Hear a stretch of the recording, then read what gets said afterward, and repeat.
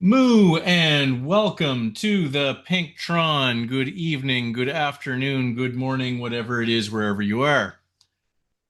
I'm Craig Martin. I am joined this week by John Keenan. John, what are you drinking? I have a cup of tea to celebrate the changing of the seasons here in the Northern Hemisphere. We had our first rain shower in about, I don't know how long, 5 months. So it's feeling very fall-like. Oh, we kind of do changing the seasons when we hit snow, so I've still got a couple weeks. Yeah, I've got a Yeah, couple weeks. Yeah. was about Uh, to say if the changing of the weather is rain, then there is no changing of weather in Belgium because it tends to rain frequently. yeah, so the voice you hear there is Steph Etienne. Steph, what are you drinking? Some Fanta lemon, not after having raced before, not a hair, but a ladder race that went semi okay after. Yeah, so I am drinking a high five pale ale. So high five to John on your Yeah. Volcano PB and Yeah. to Thanks. Marjeline on her C category win in the hair race Strong, we just strong finished. race. Yeah. And Mark John in the bees as And well. Mark in Some the of the bees, yeah, you're right. I shouldn't have missed that. I'm not sure he was actually showing his winning yet when I was there. And yeah, well, okay. I'm not going to mention that. Anyway, carrying on. This week's Herd Autumn Race Experience is a points race on looping lava. 18 kilometers. Start downtown, head out around the volcano, out to Jervis Island, up the Jervis KOM, down the other side of the Jervis KOM, immediately into the sprint, and then almost immediately up the volcano KOM. Yeah, where so Speaking of hair. volcano where KOMs, I don't know. So yeah, when we have our fourth member. Welcome, Steve Pritchard. Steve, what are you drinking?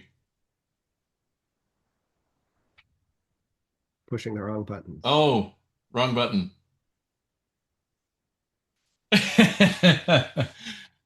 There we go. Right. I'm not Zoom drinking any. calls are I use confusing. technology.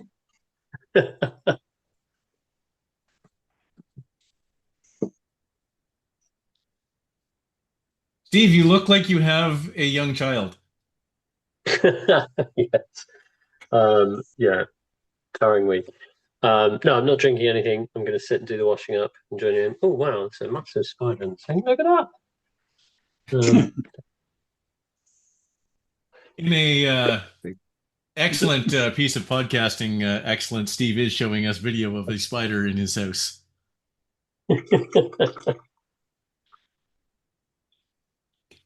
Okay, so So did you not race one, Steve? I didn't see your name no, there. no. I might try No. and catch one over the weekend, but no, I didn't. Wasn't able to do race one. Well, the important piece of information that was shared widely in race one is that the finish points don't count, which I had completely overlooked in my preparation. So, yeah. However, the other piece of interesting information is if you are tied on points, the finish line is the tiebreaker. yeah. So if So, we had in-game points and you knew you were tied for points, you would be able to try to beat that person at the finish line. yep, you could. But Anyway, that's a problem for another day. problem for another day. Requests to Zwift for another day and today and all the days. Yeah, so the this route is an excellent one for this format, I think, because there isn't really a lot of opportunity for the thing we get sometimes where people just stop for 10 minutes to fully recover and then go again. I mean, Mhm. you could do that in between the sprint and the volcano KOM, but the volcano KOM is long enough and shallow enough that the draft is very important. So you're probably not gaining enough to do that. So when you finish the Jervis KOM and go over the top, you're downhill and still going super fast all the way to the sprint point. So no opportunity to wait there. And then you're through the sprint point, and then you've only got a couple minutes to the start of the volcano KOM. How did it race then, guys? Because this is one where it looks like just stay in the group, do nothing, stay in a group, always be drafting. Like, So how pretty did it race? close. I'll say there. So definitely in the C's, and it looked like when I mostly focused on the C's. When we flipped into the B's, it looked similar. Um, the people who attacked on Jervis kind of stretched the group out and broke it up a little bit. Yeah. And then, yeah, I guess do you want to keep moving to stay in the lead group for the volcano climb after the sprint? So no, it really was very much a normal race, or normal for HSRL. People doing a little bit of tail gunning and such, but nothing over, yeah, nothing extreme. It raced pretty honestly. I think the Jarvis KOM had enough of stretching and breaking up into smaller groups that you had to sort of make a choice of, all right, am I going to push after the top of the hill to try to get that group ahead of me for the sprint, or am I after the sprint? No, and we are Sprint with the people losing behind. John.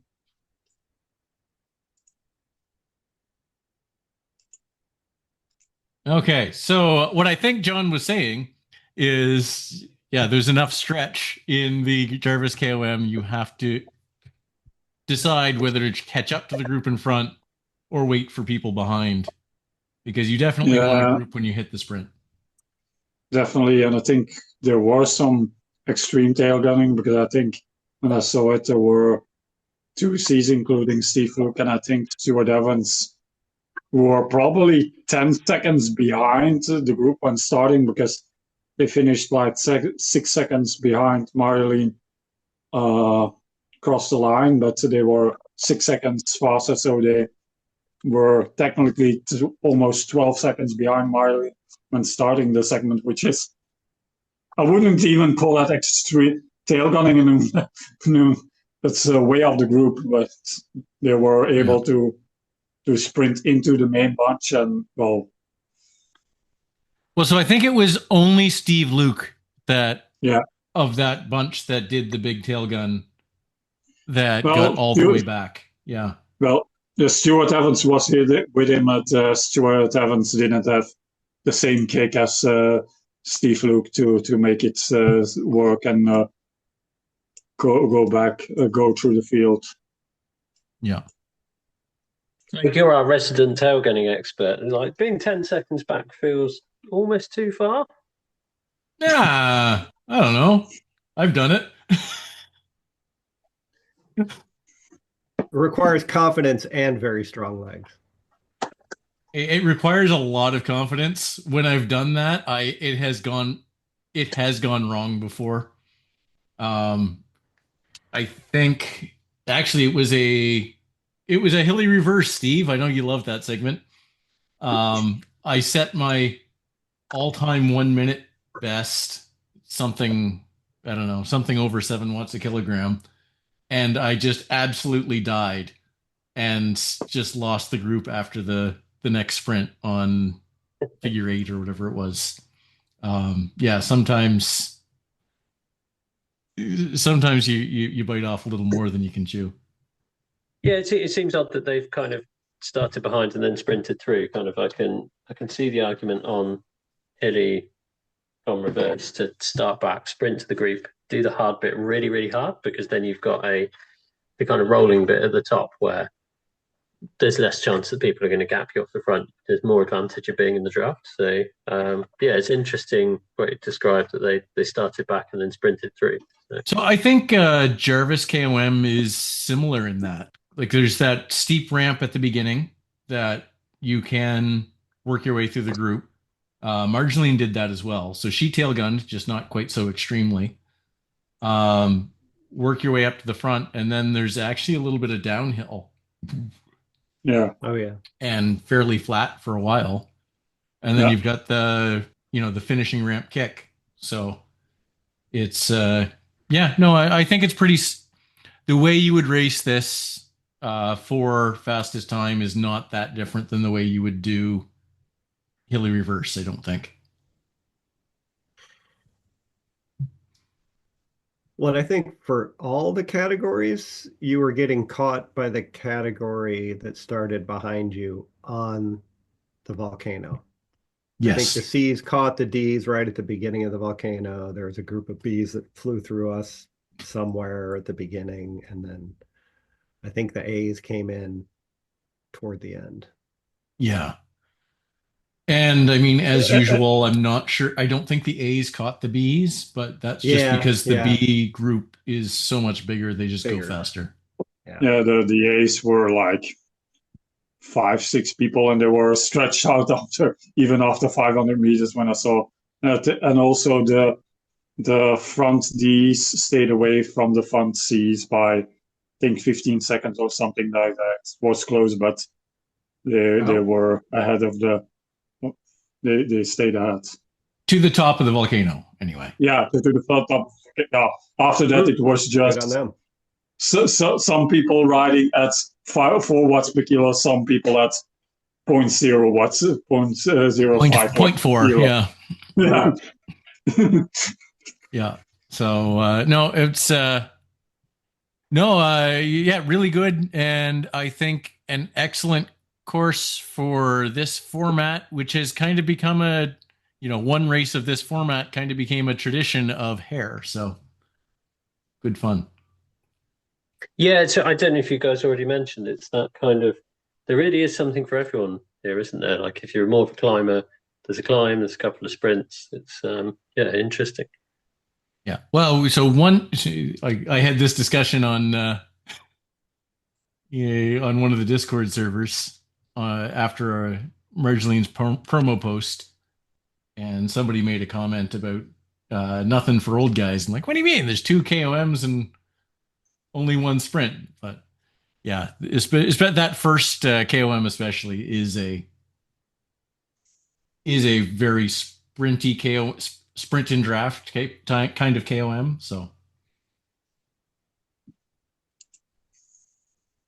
yeah, that's H.A.R.E. Very interesting race. Like this format, once a year. I don't know if I'd race this format every week. I do like the finish mattering a little bit, but yeah, fun to do every now and again.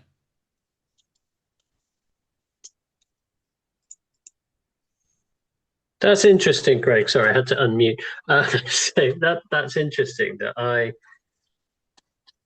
How easy is it to do this on the finish not matter? Like you've basically, with all 3 of these, like volcano as well, like they are drafty segments. Yep. So you need to be in a group.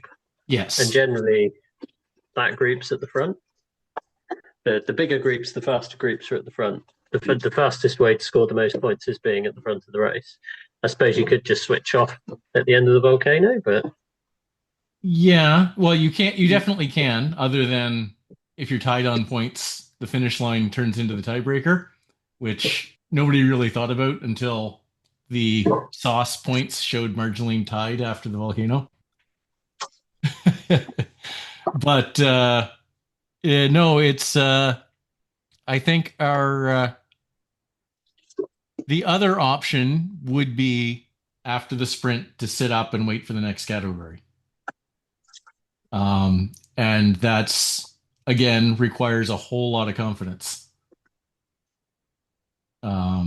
because you're probably getting dropped by the fastest guys in the next category. And is there enough guys in the next category that there'll be somebody you can draft and so on and so forth? So, yeah. Yeah, I think that's a bold move. I mean, it may be interestingly the race should have finished at the top of the volcano, because then that last you've got to be positioning up that climb as well as being fast. Can you tailgun it?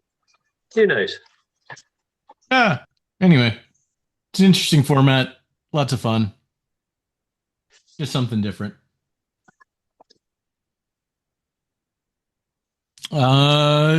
Yeah, so I guess that probably wraps up H.A.R.E for this week. Unless, John, did you have anything else you wanted to say after racing it? Steph and I watched it, but have not raced it yet. Yeah, it was fun. I mean, I like Volcano. I actually did better than I did 2 weeks ago when I set a PR, so I was happy about that. Yeah, it's a good race. It was shorter than I guess that I wasn't anticipating. I was thinking the finish counted until I got into the pen and people mentioned, no, the finish doesn't count. And I thought, oh, well, this looks going to be a very short feeling race, but maybe that's what I needed today. Okay. Just looking forward to next week. We have a scratch race on Seaside Sprint. 3 laps. So 3 laps. yeah. 3 laps. You've kind of got 6 separation points to survive there.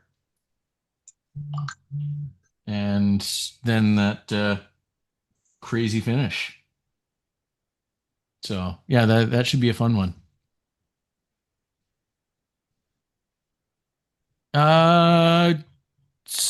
So John, you had looked at HBR this weekend.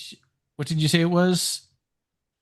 Yeah, it's Sprinter's Playground in Neokio. So if you're 225 on your ZRS or above, you get 2 laps for 24.9K and 135 meters of climbing. So pretty flat. And if your ZRS is 225 or below, you get 1 lap. And I guess if you're 225, you can choose. I'm not sure that's And exactly I'm not how sure it how works. that works. But... Yeah, I'm not sure how it works for that either. But yeah, the 1 lap is just 12.6K, 67 meters total. So pretty flat, pretty short. Yeah. Looking at the Zwift Insider, the biggest climb is, I think, oh, maybe not. So it's the ramp up to the biggest climb is the ramp up to the railway. Yeah. Yeah. Yeah, I think so. Yep. Which is so probably not a the lot of point climb where you could get dropped, but yeah, I don't know if you're going to win the race by gapping people there. So where's the finish line after that? It's after the arcade near those pens. Yeah, I think you're 4K from the end ish. Yeah. Yeah. That's a rough solo, but just barely possible. Yeah.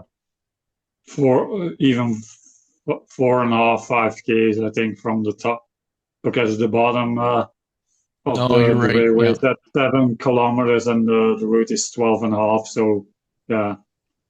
Yep. No, you're right. Yeah, it's almost 5K. Yeah, that's probably a little too far out. Too far out for a solo. You could probably get it if you manage to select a small group. You might make it. Yeah. Yeah.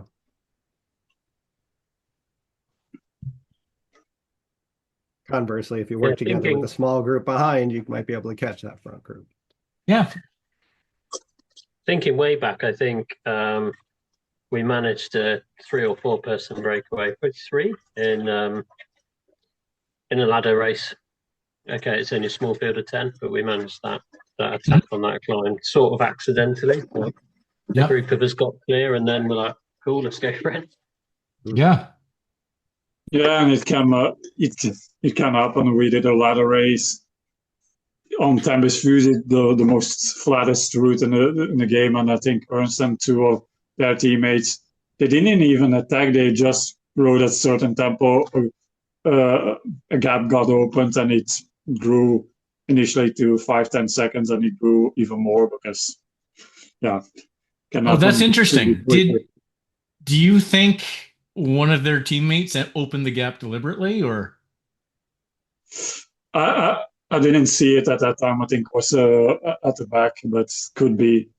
Yeah, because It tends to they happen look. if you see the one or two riders from your team with one of their team, and so a small gap 2 seconds ago, or I think, okay, somebody's off the front. Let's.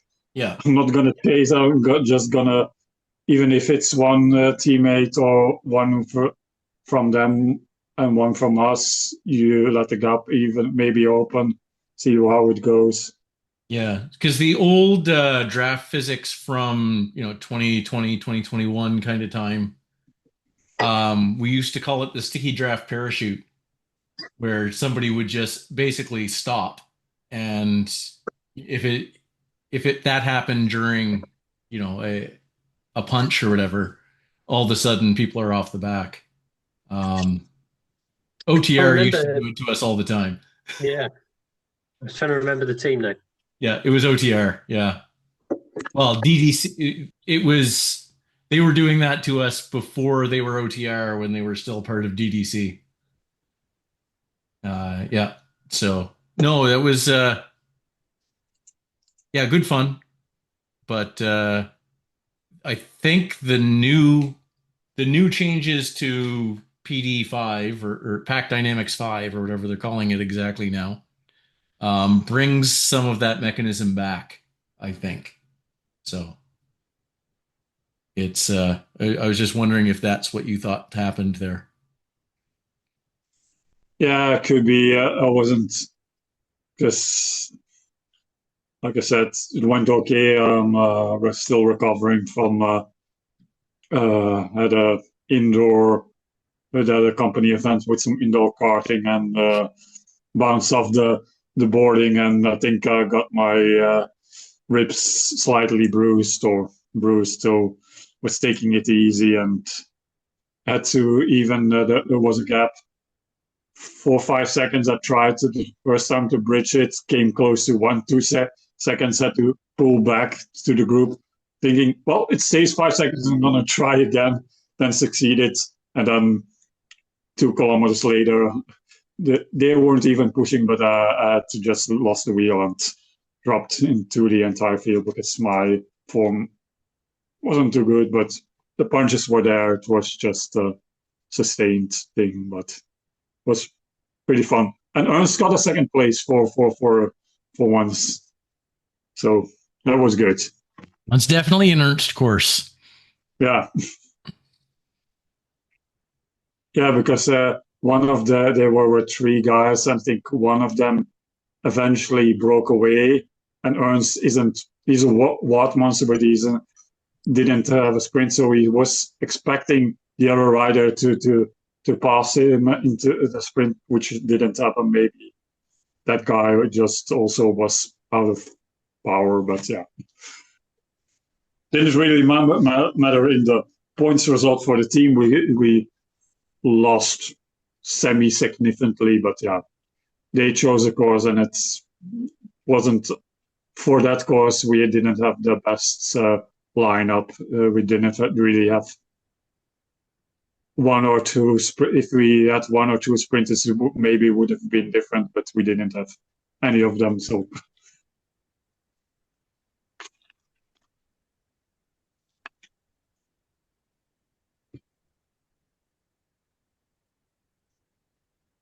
Okay.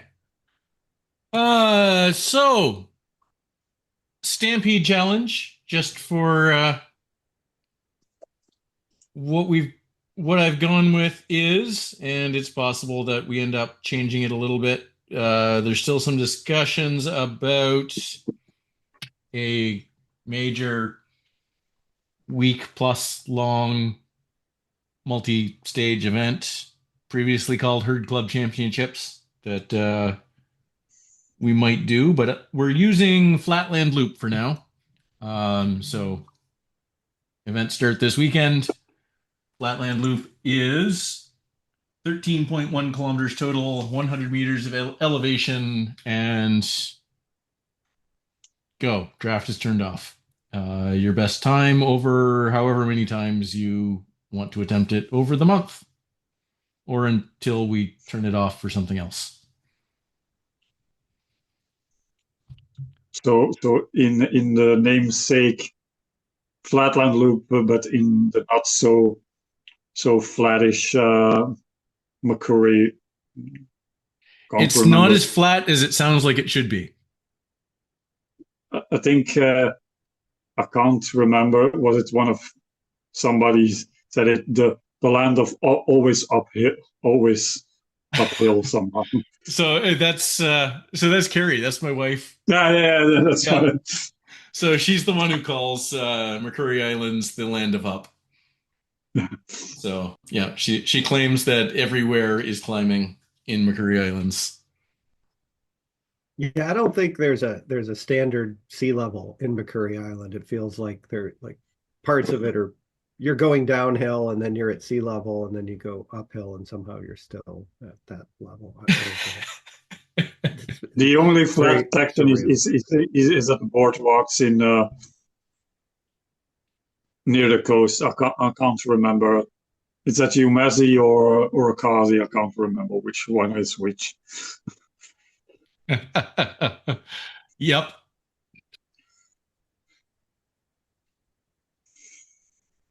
Yeah. So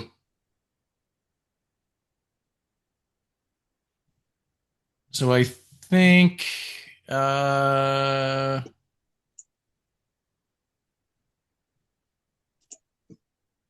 what's the lead in on this? Sorry, I should have checked this before I made it the course. Anyway, I'm not sure what the lead in is on this. There's not much there about isn't the pens are right there at the beginning. Yeah, okay, yeah, there's almost no lead in. You start at whatever those pens are called. Yeah, the countryside, not the beach, not the Mecca one, not the right. So one, but the other one. Right. So the ones where you turn left and go downhill out of the pens. Yeah, the castle pens we call it maybe because the castle village. The ones near the castle, sure. So downhill start, then a whole bunch of flat, then hit the fishing village, and then it's uphill. Basically, from country sprint to the village, the castle village. So the castle is uphill, and then flat uphill, and then downhill to the finish. And then a very fast descent till the finish. Okay, so almost all of the 100 meters of climbing is in like the not quite the second half, but the second half, but not all the way to the end. Yeah. Yeah, from 5-ish to 10 kilometers. Yeah. So 5 kilometers or about 100 meters, or a bit less probably, but so its average is 2-ish%. So it isn't steep, but it's draggy uphill. And we're using the TT module on this? This is the TT module, yeah. I think. Yes. And I should have known this. I probably have not raced enough TTs, but it really spits you out at a high speed at the beginning. Yeah, you start at not stopped. Yes. Yeah, I just noticed it. I think in the last time I did this challenge, whatever that one was, and I don't know. I guess I'd never really paid attention to it before, even on the team time trials, where you should all be sped out at the same speed as well. But yeah, it's all about the same speed. So no, it's pretty good. Yeah. So that's what we're doing now. And I'm glad that Sean Fogenberg has just joined us. The news. Sean, what's the news? What's the news? The news is the part of the news is the lawsuit. Oh, the dumb, dumb lawsuit. The dumb lawsuit. Yeah. The Strava lawsuit. Yes. So as Yeah, Garmin somebody is said, catching strays. yeah, it's fall, so it's time for Strava to burn a bunch of goodwill. Um, I don't think they have a concept of good PR or marketing at this point. yeah, so they are trying to stop the sales of Garmin head units based on two patents. I will defer to DC Rainmaker, who did an excellent analysis and is generally really knowledgeable in this stuff. He doesn't think these two patents are overly defensible and that the lawsuit has much merit.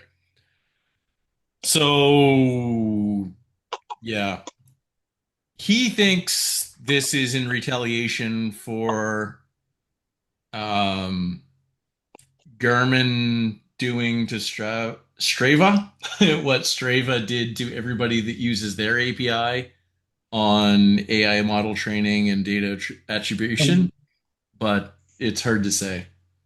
Um, anyway, more legal shenanigans among players that has definitely no good outcome for users. Um, really, it's people are burning money fighting over our data. So anyway, whatever. Our data that Strava thinks is their data. Yes. Right. And that's the weird issue here is that like they're getting all up in arms about basically just doing the attribution that the data in fact first came from Garmin. Yeah, I was about to say most of their data comes from Garmin or Wahoo or something else or other head unit. So it's not their data to begin with, as we explained before. So yeah, kind of shooting themselves in the foot because mainly people use Strava as a social network because most of the data that it's on Strava, people have it on Garmin Connect, on the Wahoo platforms or whatever. Yeah, it's a bit, yeah.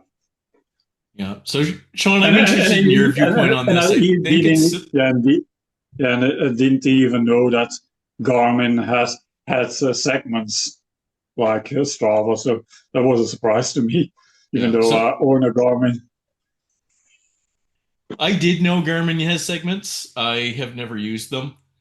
Um, segments are actually one of the big negatives of Strava for me.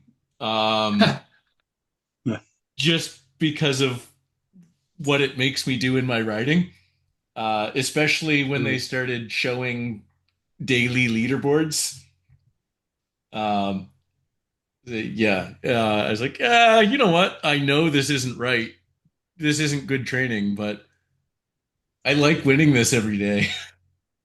So, yeah, no, It, there's it's fun just, it's still fun to see a lots of PRs when you're doing an endurance ride and you see, oh, I passed there the oh no, second time. it's definitely fun. Yeah, I think it's negative in so many ways. Like it yeah.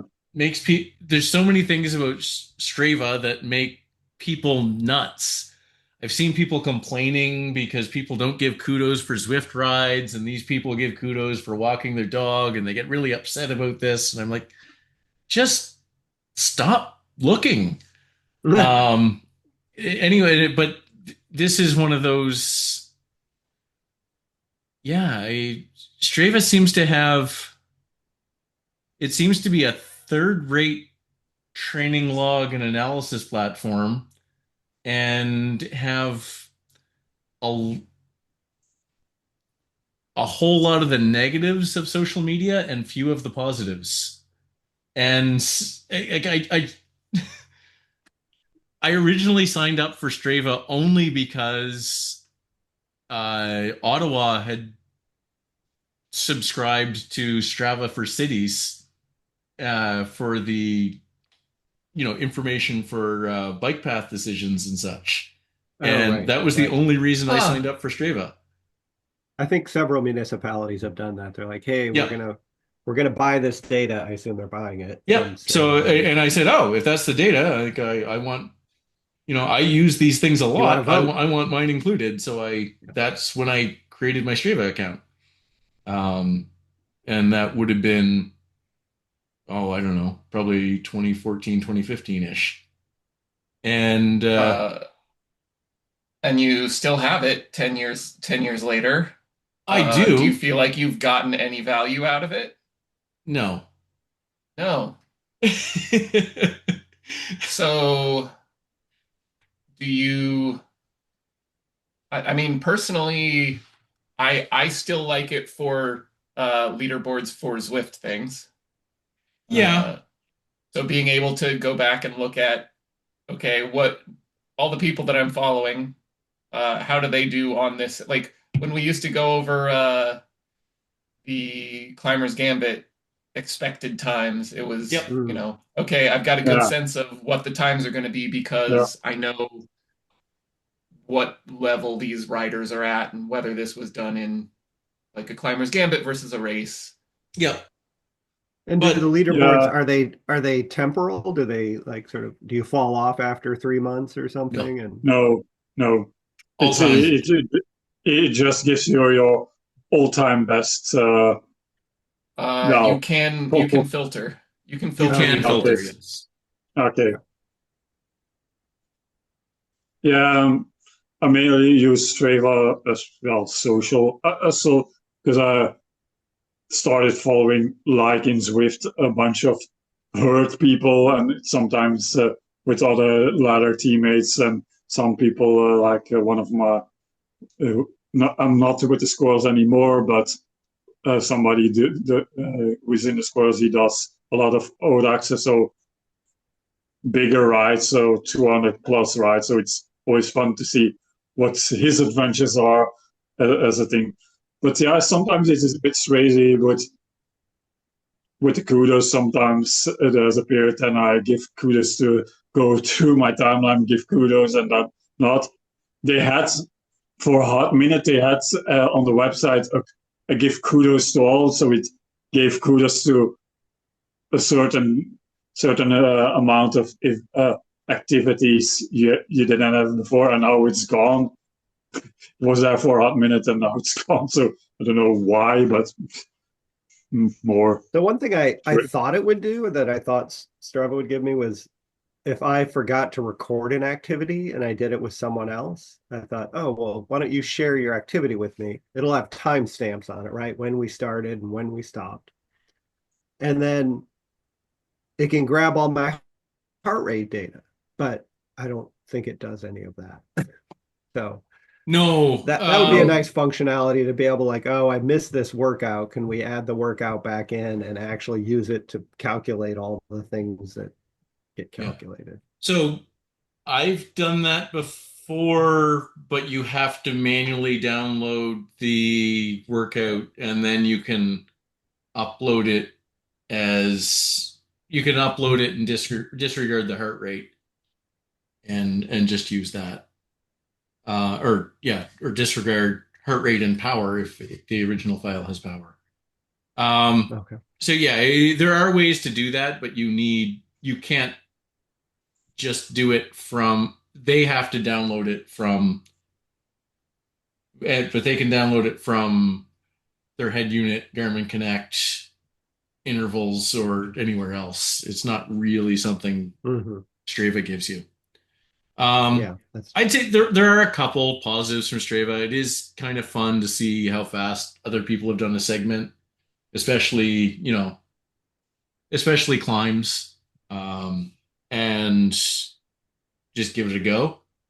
Um, but really, at this point, people have done so many goofy things to try and maximize speeds on Strava segments, and there's so many people riding e-bikes that don't mark them as such and everything else. I'm like, yeah, the data quality is so low, I don't really care anymore.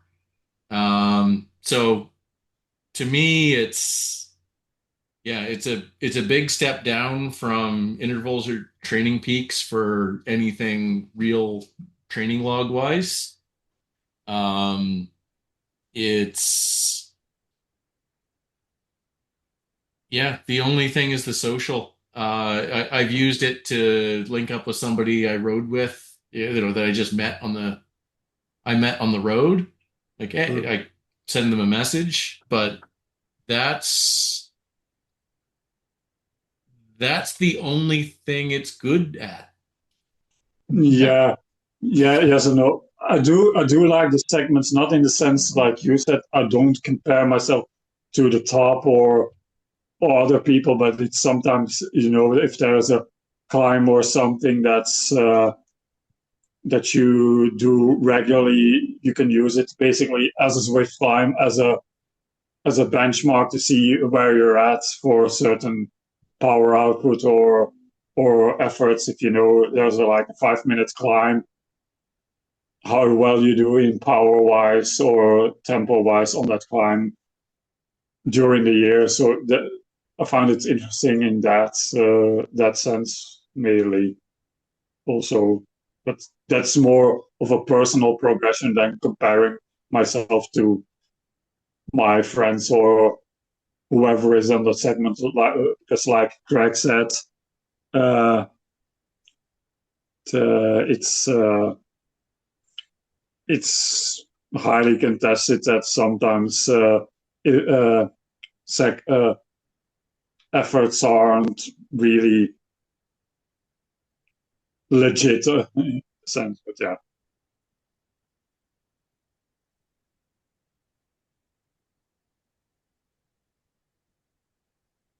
Okay. Well, if all this goes really bad, if all this goes really badly, then every Garmin user is gonna drop Strava anyway. And yeah, Yeah, yeah. yeah. That I was the I was yeah really that was close to fully dropping it with their whole API fiasco last year. yeah, If this is going to be an annual thing, I might just drop them. yeah. I was about to say why I keep why I keep staying with them. Yeah. I mean, has anybody tried to make a competitor, a social media platform for exercise? Maybe they're out there, but Do we need it? yeah, well, that's really the question. Is there any money in it, right? It's not like they're selling, well, they're probably selling some ads if you join this challenge or that challenge, but Well, no. I So don't Well, know. they are 100% on subscription model. So, Yeah, yeah. yeah, um, yeah, no, yeah. I thought, Ray, yeah. So DC Rainmakers take where it's real. The only good thing that comes out of it, if they're successful, actually, no, nothing good comes out of it. Even then, all the Garmin users actually start using the Garmin segments that nobody has paid any attention to for the past 15 years. Hmm.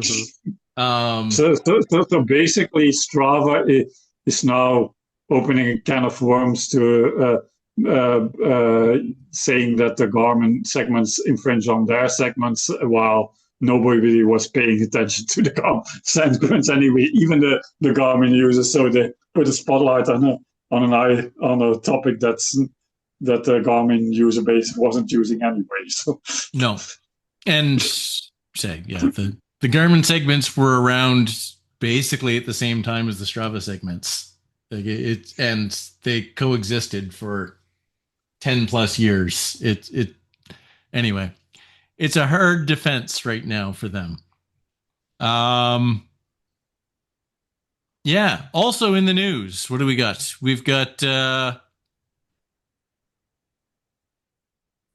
Zwift unlocked yeah, Zwift partially Unlocked. new So routes. this is the group rides and races on all these new routes.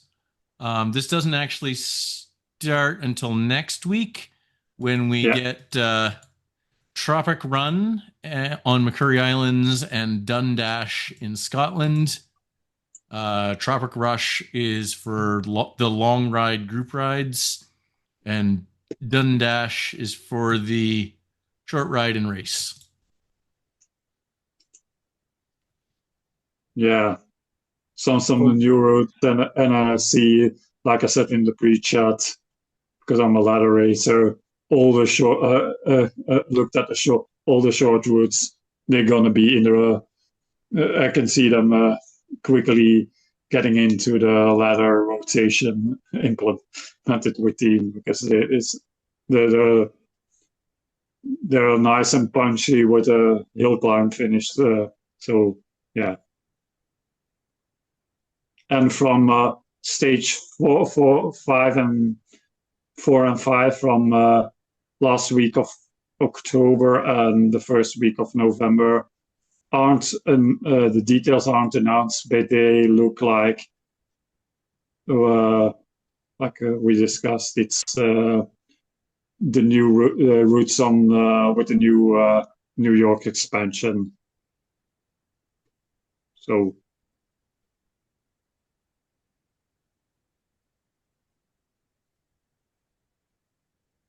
Okay. I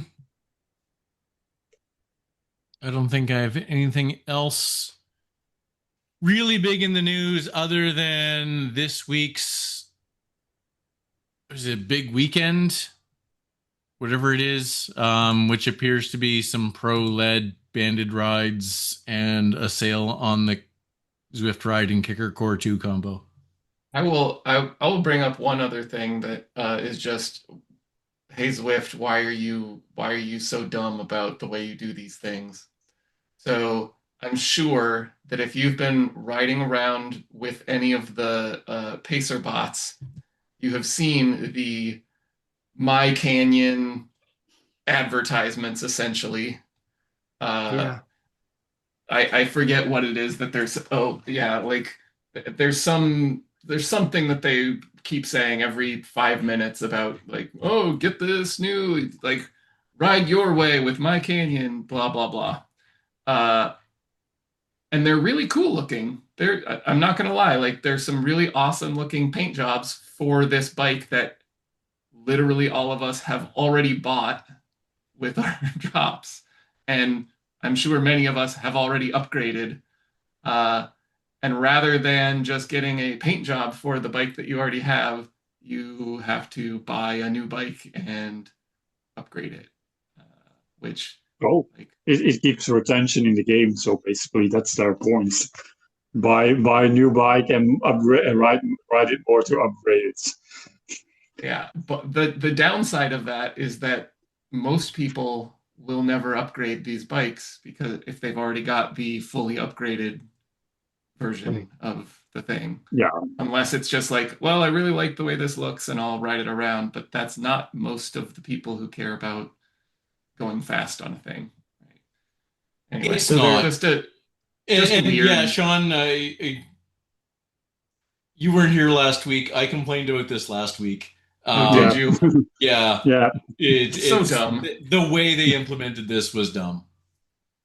Well, and then to spend their, like, they are now advertising it, right? Which Yep. some people And- might take exception to being advertised. We've already paid our subscription, yada yada, whatever. However people feel about that, but it's not like they're advertising and getting ad revenue from their advertisements. This is just spend your drops that we already gave you on something else that you'll then have to spend more drops on to upgrade. It's very odd. Well, and yeah, Zwift claims that they didn't get any money from Canyon for this. I'm like, then why did you do it? Why not? Right, right. Good job, Zwift. It's sort of my other question with the pro riders. Like, that must have taken a lot of work to get all of these pros to, like, hey, you're gonna do a banded ride, probably like a 50-minute, 1 hour ride, right? And these are big names. They're like, Are they? yeah, Cassie and Doma, Neve Bradbury, Demi Vollering, Vita Musique, Oh, Juliet Labuse. you're looking at a different list than I did.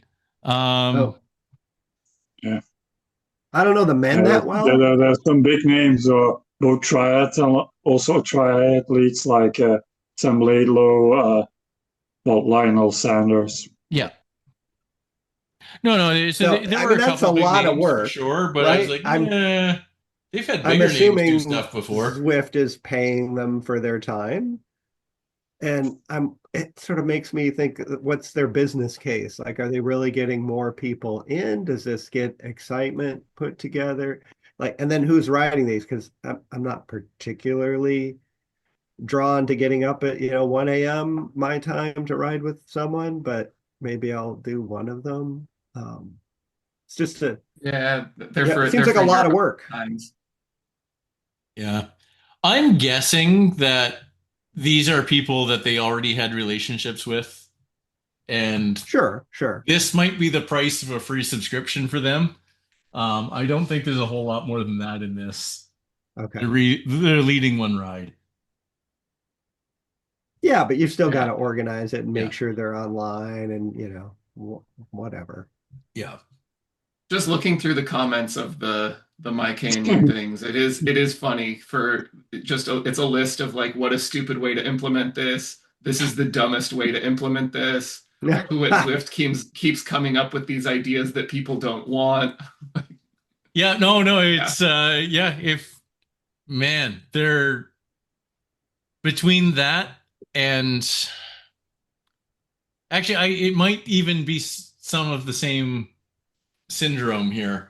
It's that not invented here syndrome where they just don't want to take suggestions. Yeah. Um, yeah, I don't know. I, I, I like a comment from Paul Harms, who frequents the H.A.R.E races. His first sentence: "I wonder if this is mainly Swiss way of catering to those who use bots to already get all of their Halo bikes and get them to level 5." I don't know. I just don't know. Yeah. So I guess I did miss one. The other thing to talk about in the news is there are ZRS updates. Um, Yeah. so their uh score decay is back.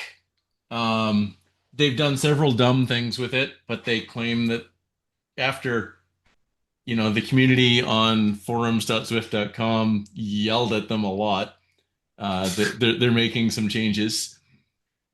But yeah, so right now, if somebody does a ZRS race and hasn't had a 5 minute PB or done a ZRS race in some time, the score change that is shown is the actual score change plus however much decay there's been since the last ZRS event. So people are, winning and seeing a And losing negative 100 points. 150. Yeah. Yeah. So yeah, it just so that makes no sense when you look at it.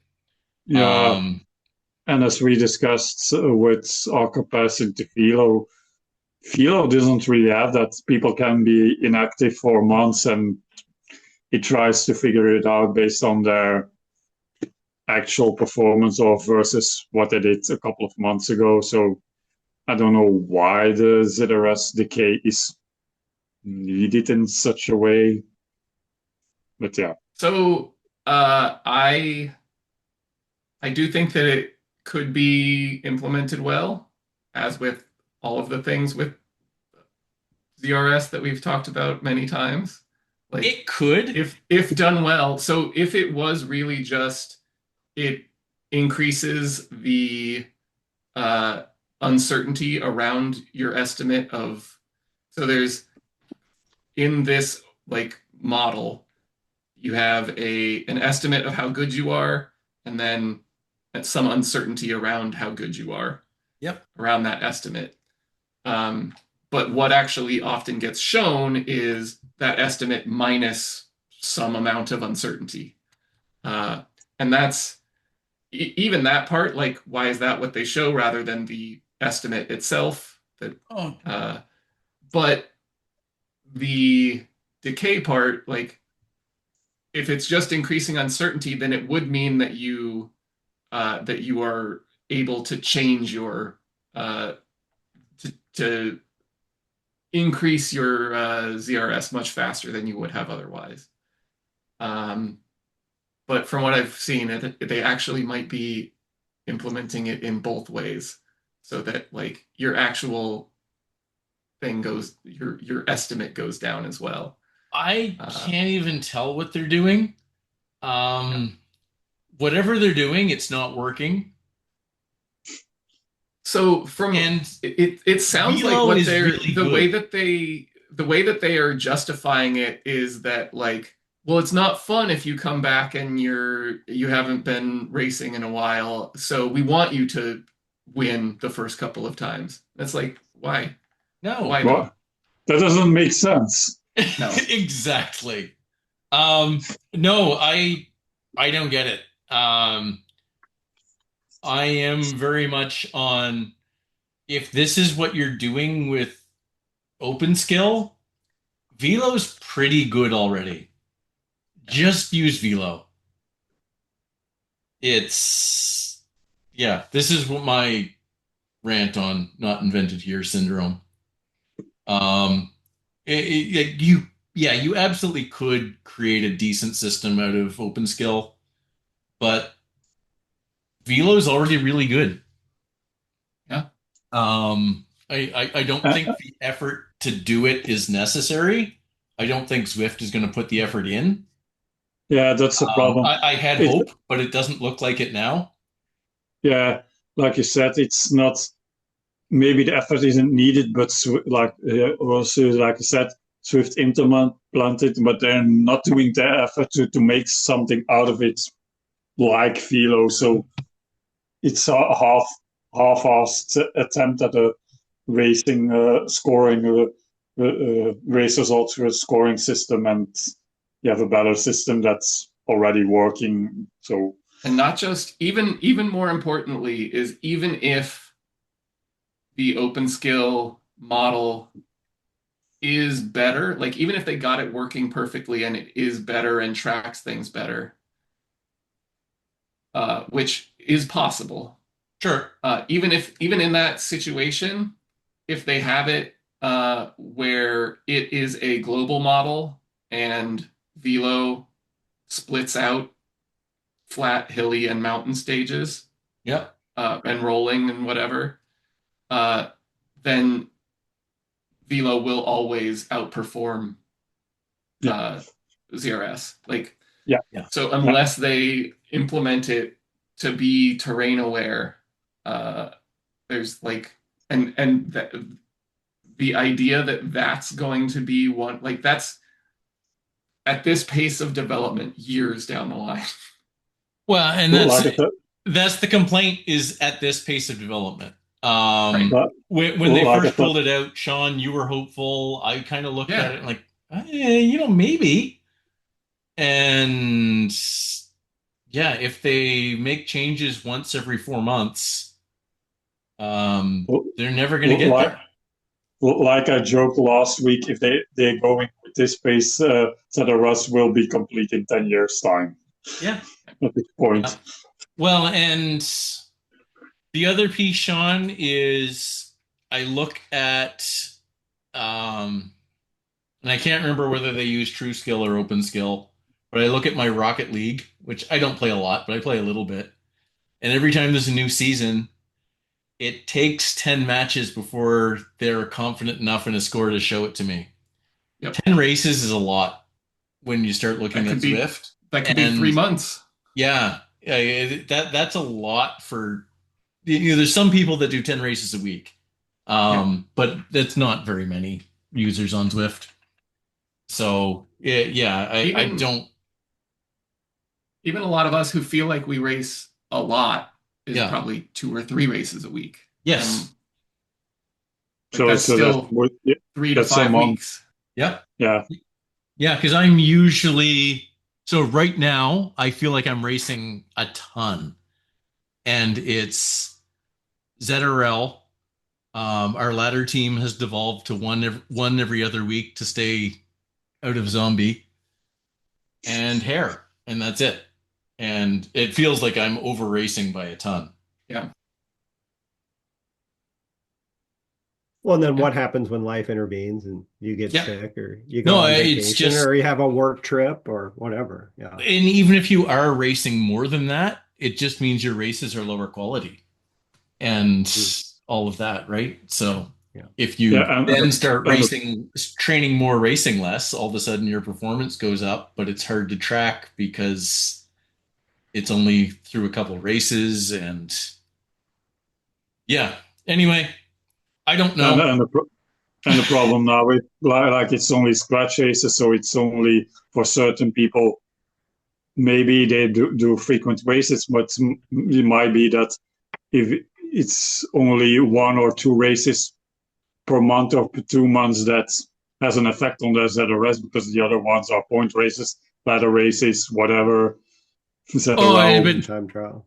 no, so I think that's even assuming, Steph, that they just that they get everything perfect. They get Yeah, points races yeah, implemented correctly and yeah, everything yeah. else. Okay, yeah, I Yeah, no, understand I that. mean that's the fact that ZRL doesn't count. That is probably currently the highest quality racing around. None of the points races at all count. Um, yeah, Team it's a time mess. trials on Yeah. Thursday. Well, I mean, so team time trials shouldn't count. That is the See, one thing that I agree with them. they don't count for Velo as well Yeah. because you can't compare it to Other than each your other. power bests. If you set a 5 minute Yeah, power best, it will move yeah, of your course. ZRCS. But Yeah, yeah, because you can be the strongest person and you get a poor TTT performance, or you can be the worst person in your team and get a strong TTT performance. Sure. Yeah. yeah. And like you said, Velo is always evolving. You it's not implemented, but you see that there is a discussion like you brought up last week with potentially the discussion in ladder races that to don't count to don't look at your teammates for the velo comparison because you're working with your team to beat the other team. So how you finish in the order of your team shouldn't really matter. It should be compared to the other team. So you can see that velo is working or looking even at spe- even special events to make the logic make it more logical that the velo is moving. So I think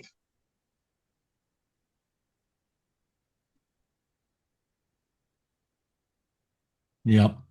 Anyway, I think that's you know, our classic segment of what has Zwift done to annoy me this week.